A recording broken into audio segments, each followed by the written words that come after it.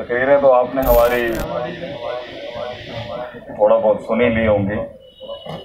मैं आज कोई खिताब तो नहीं करूँगा, जो मेरा नॉर्मल हर शहर के अंदर अब एक सिलसिला है वो है, ज़्यादातर लोग जो हैं वो बंदा फ़कीर से बात करना चाहते हैं। A lot of people want to talk to me।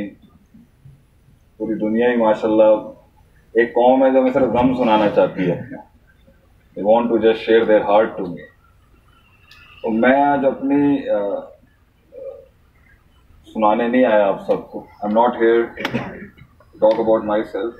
I am only and solely here for my one and only beloved city। वो शहर जहाँ मैं पैदा हुआ, जहाँ अल्लाह ने मुझे इतना नाम दिया, इतनी तरक्की दी। तो आज हम आपकी जागीर हैं, प्रॉपर्टी हैं हम आपकी। आप जैसे चाहें, हमारा वक्त आपके साथ है।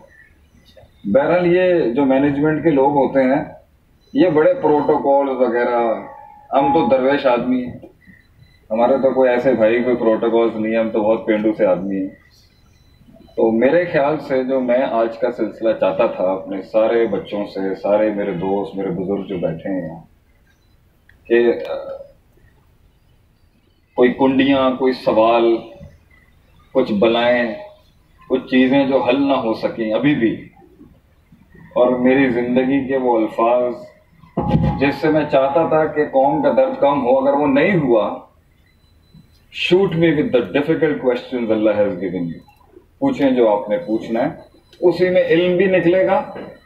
मैं आपके साथ खुल के बात भी कर सकता हूँ, हम फ्रेंडली भी हो जाएंगे और महफिल भी अच्छी जम जाएगी। या आप चाहते हैं कि हम खड़े होकर फिर गरम गरम मजमे थोड़ी सी हो जाए फिर उसके बाद देखें। तकरीर के लिए ना पंडाल सजाया आपने,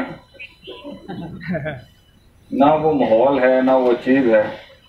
मेरे ख्याल से आप सवाल करें, सवाल जवाब की नशिस्त के अंदर ही जो है काफ़ी इंशाल्लाह गर्म हो जाएगी चीज़, ये हम गारंटी देते हैं आप। शेख शुरू करते हैं स्पेस से, फिर इंशाल्लाह सवाल जवाब भी होगा। शहरियार ये it's bothering a bit right. मुफ्त में तकरीर अबे हम वाहिद आदमी होंगे शायद मुल्क के अंदर जो पैसा नहीं लेता तकरीर करने का। हम कहते हैं मुल्क की खिदमत का नाम भी और पैसा भी हो। अच्छा, नहीं लेते तो भी गिला है कुछ लोगों का, लेते हैं तो भी गिला है। वो आयत आ जाती है ना, आपने समनन कलीला, आप लोगों की खिदमत करने के तो मसला वैसे तो दुनिया किसी हाल में खुश नहीं होगी। बाकी इंशाअल्लाह ताला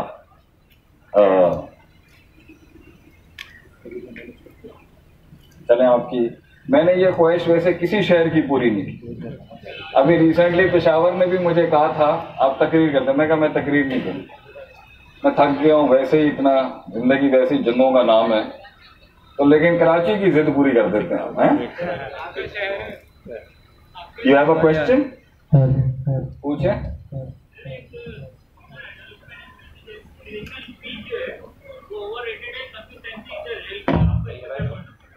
मैंने नहीं उसमें सवाल पूछा। हाँ ये कर लो, क्या है इसका सवाल, क्या है बच्चे का? सर मैं कर लूँ। अस्सलाम वालेकुम। जी वालेकुम सर मैंने एक जगह पे पढ़ा था, वहाँ पे ये लिखा हुआ था कि मोटिवेशनल स्पीचेस या मोटिवेशनल स्टोरीज जो होती हैं ये एक्चुअली ओवररेटेड होती हैं और कंसिस्टेंसी इज द रियल की। तो आपका इस पे क्या पॉइंट ऑफ व्यू है? पहली तो बात ये है कि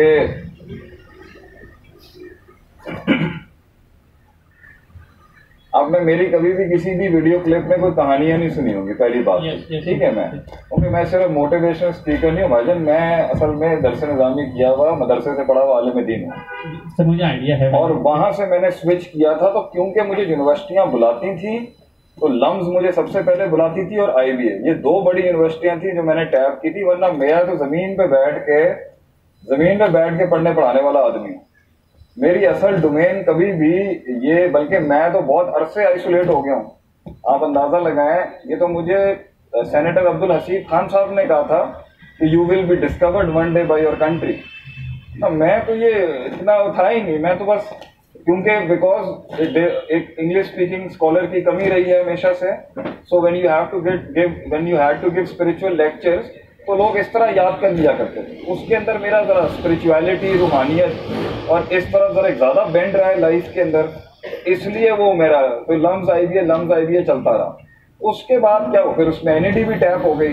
इस तरह ये करते करते मेरा यूनिवर्सिटी के अंदर चलने चलाने का, तो first of all you can't call me a hardcore mainstream, you just tap me with a motivational speaking market, okay?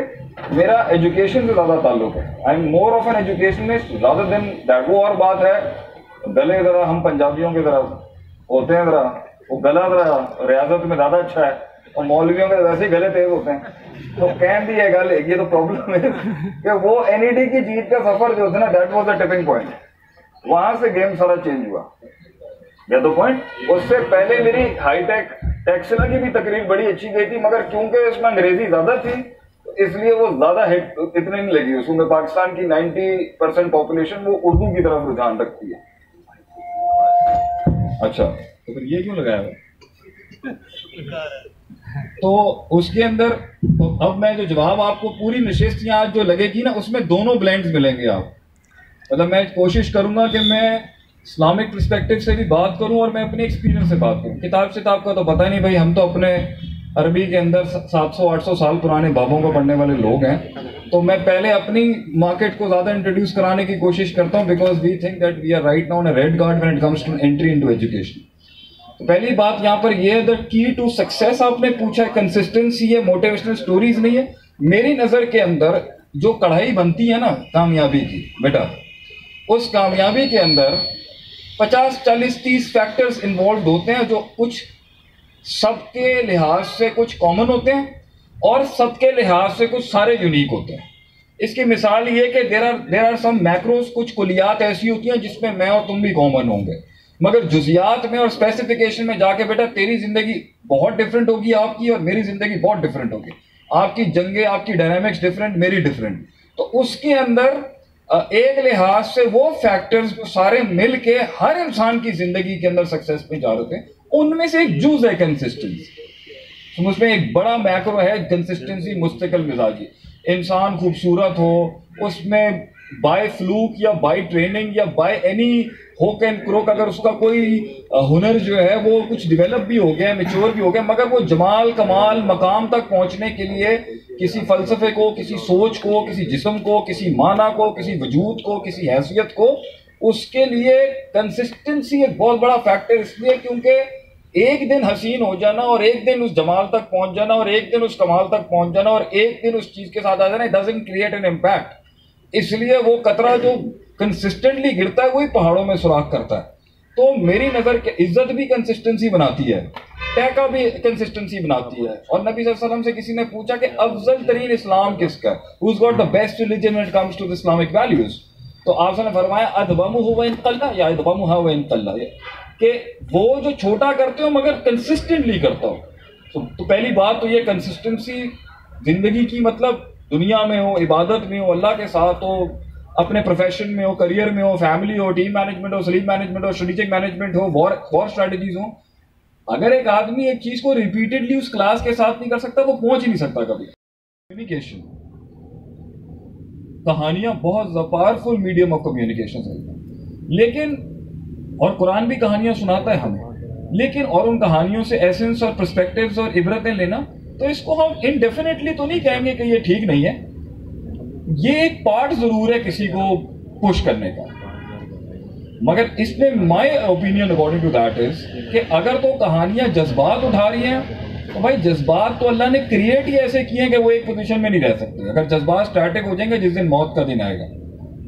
Principal होता है जो स्टैटिक होता है, स्टेगनेंट होता है और ग्रोथ के साथ जामिद होता है अपने अंदर। तो अगर तो कहानियां प्रिंसिपल्ड हैं, उसूल पक्के कर रही हैं, then I think you have done a great job माशाल्लाह से। आप कुरान की आयत पढ़ के करते हैं, कहानी सुना के करते हैं, रवैये से करते हैं, इंतजार से करा दें, खामोशियां कर, किसी भी तरीके से उसका उसूल जो इस पूरे कायनात का एक कॉस्मोलॉजिकल पैटर्न है, अगर वो सीख जाता है, वो किसी भी तरीके से सीखा जाए, आई थिंक हमने कंट्रीब्यूट कर दिया एक आदमी की डेवलपमेंट के लिए। बाकी अगर जज्बात को उठाने के लिए कहानियां हैं, और अब मेरे जैसे बहुत से खिताब ज्यादा वो मशहूर हुए जिनमें जज्बात को हिट बहुत लगी, जिन्हें डर है, लम्हे तो वो होते हैं जिन्हें डर है, ये ज्यादा चढ़ गया क्यों? वो जज्बात का रॉकेट का फायर लगता है ना जब, वो इल्म जो अमल ना बन सके, वो नीयत जो वो इल्म जो नीयत ना बन सके, वो नीयत जो कसद ना बन सके, वो कसद जो अज़म ना बन सका, वो अज़म जो इरादा ना बन सका, वो इरादा जो अमल ना बन सका, वो अमल जो नतीजे ना ला सका, वो नतीजे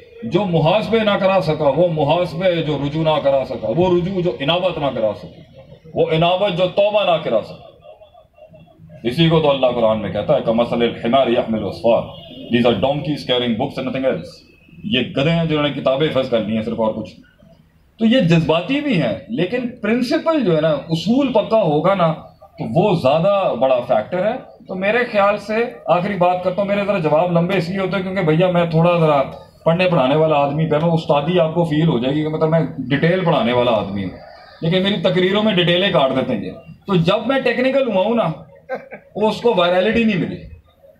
मेरी कोई भी टेक्निकल क्लिप्स वायरल इसलिए नहीं होंगी क्योंकि बिकॉज वो इमोशनल जो हिट है वो बहुत ज्यादा लोगों को चाहिए। And Pakistan is a very माशाल्लाह से emotional people, but the thing is point यहाँ पर ये है, कहानी हो ना हो, बंदे के उसूल पक्के करें। जंगे उसूलों से जीती जाती है जज्बातों के साथ। जज्बात सिर्फ अब इस्तेमाल किए जाते हैं जब रिसोर्स बिल्कुल चैप्टर 11 फाइल कर चुका होता है। आज से एक नया सबक सीखें, किसी भी चीज को एब्सोल्युटली गलत ना कहा करें और एब्सोल्युटली ठीक ना कहा करें। जिंदगी खैर शर के मुआवजे के साथ चलती है, राइट। टोटल किसी चीज को आउट करना, टोटल किसी चीज के आगे लुट जाना, टोटल किसी चीज के आगे डुल जाना, टोटल किसी के इश्क में पागल हो जाना, टोटल नफरत करना, ये मिजाज नुकसानदेह मिजाज है। तो मेरे ख्याल से अगर अपने आप को बहैसियत एक दरसगाह का स्टूडेंट समझते हुए, एक तालिब इल्म समझते हुए भी कहूँ, तो मैं मोटिवेशनल की फील्ड के अंदर भी स्पीकर्स को इनडेफिनेटली नहीं उड़ाऊंगा। उसके मैं कहूँगा खैर है उनके, मतलब आप जितने भी बड़े लोग काम कर रहे हैं उनमें खैर है, आप उनको उड़ा के नहीं फेंक सकते। इधर भी खैर है, इधर भी। फर्स्ट ऑफ ऑल कुरान कहता है फला तज़क्कू अनफुसकुम, do not brag about your piety. इंसान को अपने बारे में ज़्यादा हाँकनी नहीं चाहिए, ज़्यादा झाड़ना नहीं चाहिए कि मैं कोई बड़ी बला चीज़ हूँ और फलां ढिमका। बात यह है कि खुलिकल इंसान ज़ईफ़, हम खुद कितने कमज़ोर हैं भी आपको क्या पता। तो ये रेफरेंस ही गलत है कि शेख आतिफ दूसरा पैदा। Next one.